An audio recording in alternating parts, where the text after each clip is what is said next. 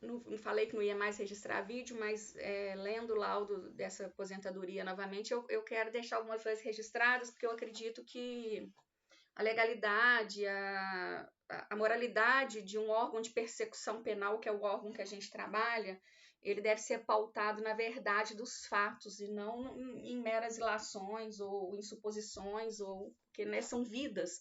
A polícia, ela lida com vidas, então a gente não vive de ilações, né?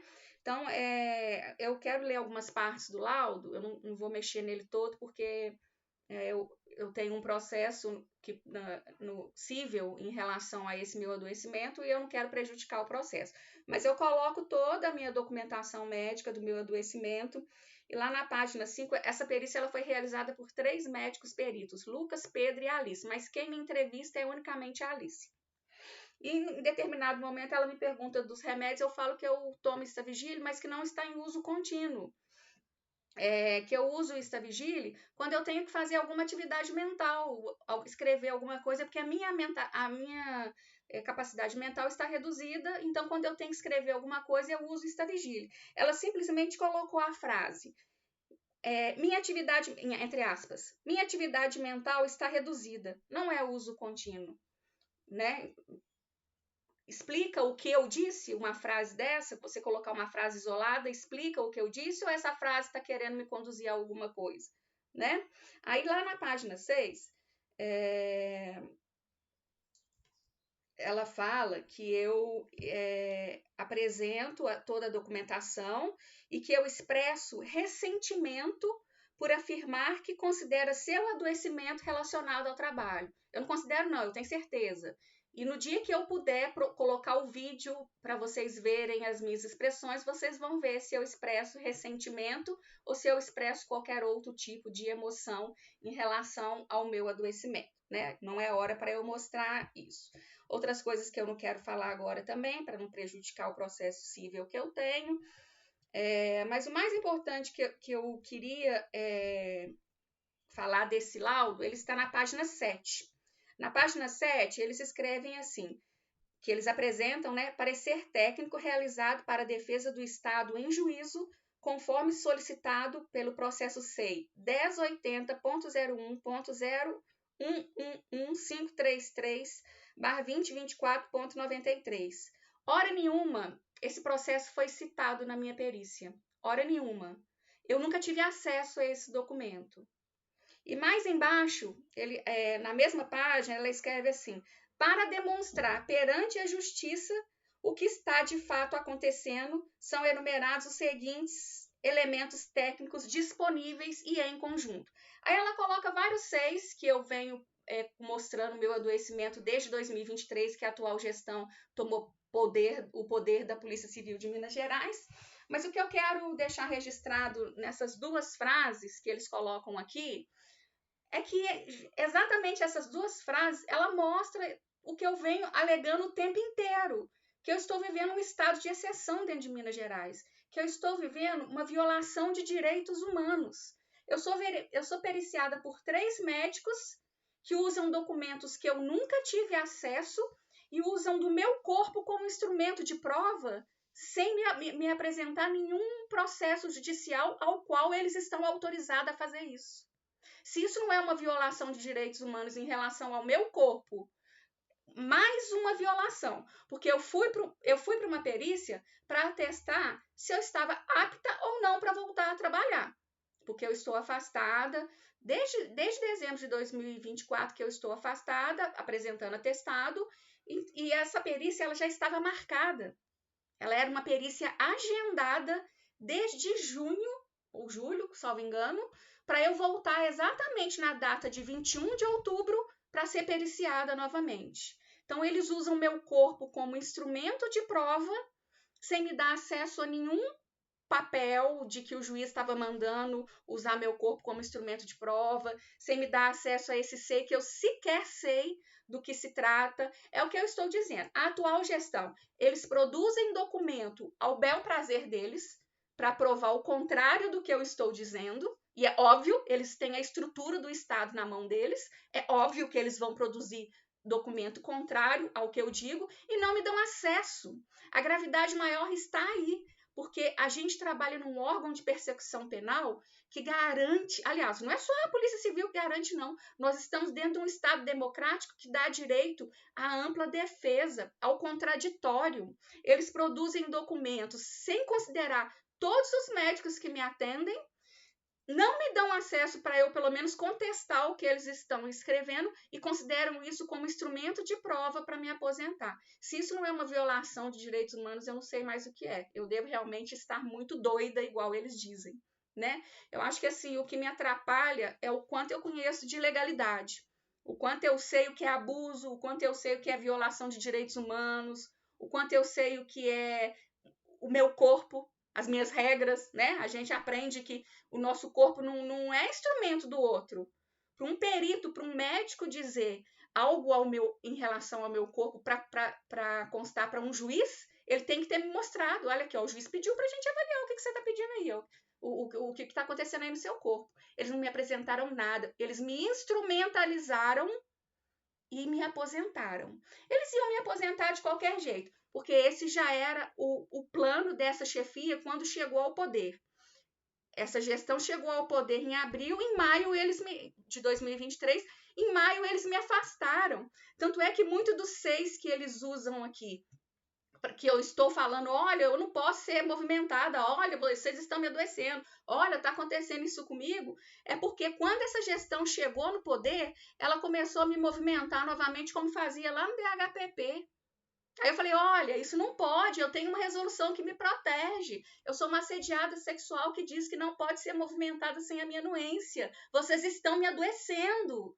Aí eles colocam esses 6 de maneira isolada, colocam oitivas da corregedoria sem assinatura embaixo, mas eu sei de quem é da professora Sheila Cristina Starling, que eles colocaram aqui, mas eles colocam a oitiva dela, mas não colocam a oitiva dos colegas dizendo o que ela fazia comigo, não. É um laudo tendencioso, é um laudo que busca o que a instituição quer, o que o Estado quer. Que eu seja aposentada sem nenhum tipo de direito, que eu seja aposentada sem constar o adoecimento que eu tenho dentro do Estado de Minas Gerais. Eu sofri um assédio sexual, eu sofri um crime, uma agressão sexual dentro do Estado de Minas Gerais. E após isso eu venho sofrendo um assédio estrutural. É estrutural o que eu estou sofrendo. E me dá um laudo de aposentadoria dizendo que eu sou louca, não me cala. Não me cala. Não vai me calar. Eu vou mostrar isso aqui, nem que seja para a AIA, nem que seja para onde que eu tiver que mostrar. Eu vou continuar mostrando o abuso de poder que eu sofro desde 2023. Que o assédio sexual foi antes, mas depois disso veio o abuso de poder. É uma estrutura sendo usada contra mim. Quando eles colocam esse CI 1080 aqui, mas eles nunca me dão acesso a isso, isso é uma violação muito grande. Porque eu não sei do que se trata. E eu não sou louca, eu não sou interditada para eles não me darem acesso a algo para eu me defender. Apesar de ser isso que eles querem, né? Eles querem que eu seja a louca que não fale que o acesso, que o processo que a chefe de polícia abriu contra mim é criminoso, não é criminal, não, é criminoso. É um processo que a petição, a queixa-crime não tem assinatura. A oitiva da chefe de polícia, quem assina, é a autoridade sindicante. É assim, é aberração em cima de aberração. As testemunhas da chefe não mostram, que ela alega que eu estou ameaçando ela. As testemunhas da chefe no inquérito que a própria corregedoria me mandou, eu não estou inventando isso não, só falam mal de mim, eles não mostram ameaça à chefe de polícia. Aí a autoridade sindicante conclui dizendo que eu fui em três audiências que eu denunciei no Ministério da Justiça. Essas são as perseguições, ou seja, eles entendem que eu mostrar os abusos que eu estou sofrendo é perseguição contra a chefe de polícia. Olha a gravidade do que eu estou vivendo. Aí eles concluem lá embaixo, eu não vou falar muita coisa, porque muito disso aqui acaba que me atrapalha no processo civil que está aí, e eu não quero falar sobre isso, mas eles concluem lá embaixo dizendo que eu tenho um transtorno de personalidade e que não tem nada a ver com os assédios que eu sofri. Ora, eu fui avaliada por uma mulher, sabe? Eu protocolei os documentos do inquérito criminal, que eu sofri assédio sexual, e essa mulher me disse, que ela que me avaliou, e essa mulher me diz que eu não adoeci dentro da polícia, é o que eu falo, a gente é mais violado por mulher do que por homem. Todas as violações que eu tenho após sofrer o assédio sexual, eu passei por mulheres. Por mulheres. Eu estou diante de uma mulher me dizendo que eu não adoeci diante de uma agressão sexual que eu sofri dentro da própria polícia. Que é algo mais estarrecedor do que isso, que é uma aberração maior do que essa. Uma mulher assinando um laudo de que assédio não adoece. Que tudo isso é doença da minha personalidade. E o judiciário já está lá dizendo que na segunda instância que eu sofri assédio sexual. Então, assim, não há o que fazer. A Polícia Civil tem um poder, o timbre da Polícia Civil e a assinatura desses médicos tem um poder que o Ministério Público não quer encarar, porque tudo que eu apresentei no Ministério Público foi arquivado, né? Então, assim, tudo que eu venho apresentando para o Ministério Público é como se eu realmente fosse a louca que está denunciando a chefe. Então, eu não sei mais a quem recorrer. Mas, independente de não saber a quem recorrer, eu vou deixar registrado, porque quem sabe daqui a 100 anos alguém veja o nível de abuso que eu estou sofrendo dentro de Minas Gerais com a anuência do governador Romeu Zema, que fique sempre bem claro, porque foi ele que colocou essa chefia dentro da Polícia Civil. E se eu estou sendo violada, o que eu passo já está em todas as mídias, em todos os lugares. Inclusive tem e-mail ali que eu peço a ele para me tirar de dentro, ele e o procurador à época, que me tirem de dentro da polícia enquanto essa chefe estiver no poder. Isso está escrito no próprio laudo.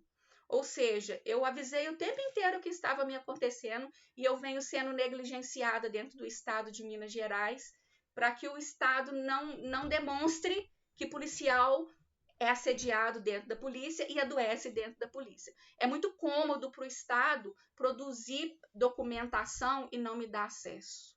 E depois pôr num laudo. É muito cômodo para o Estado usar meu corpo como instrumento.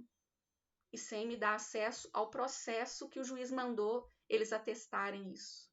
Para mim, esse laudo é falso em sua essência. Mas eu não posso dizer isso, porque senão eu sofro mais um inquérito policial dizendo que eu estou difamando os médicos. Então, ele não é falso, ele é verdadeiro, né? Mas vai chegar um momento que eu vou poder colocar os vídeos que eu fui periciada aqui. Eu vou expor esse laudo também, porque eu tenho consciência de que eu não tenho essa doença que eles estão dizendo que eu tenho, porque os médicos que me acompanham há anos estão dizendo que eu não tenho. Então, a gente vai resolver isso expondo tudo na internet. Né? Então vai chegar o dia que eu vou poder expor o vídeo que eu fui periciada, esses laudos, eu vou expor tudo, né? E aqui em Minas eu já sei que não adianta fazer nada, né? Parece que o Ministério Público tem medo da chefe de polícia, porque aceitar os abusos que eu estou sofrendo aplicando cautelar contra mim e não a meu favor, é a prova maior do que eu estou dizendo acontece. Né? É o que temos para hoje.